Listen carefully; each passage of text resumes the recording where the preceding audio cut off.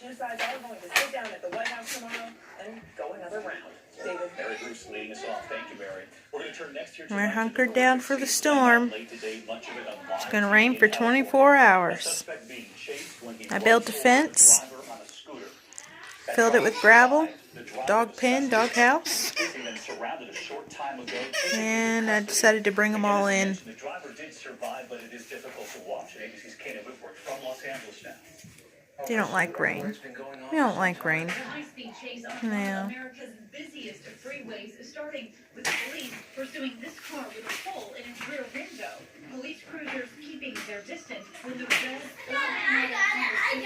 plows down a person riding a scooter in the middle of the road. The force shattering the windshield. You can see police in close pursuit. Police now moving in, attempting to take out the vehicle using a pit maneuver.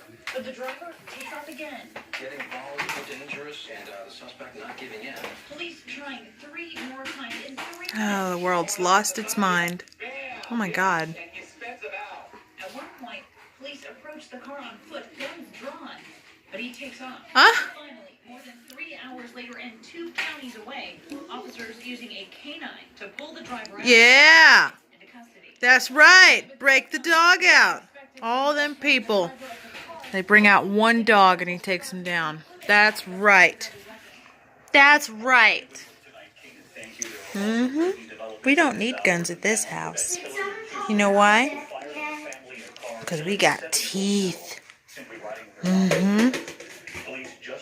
People see a dog and they surrender.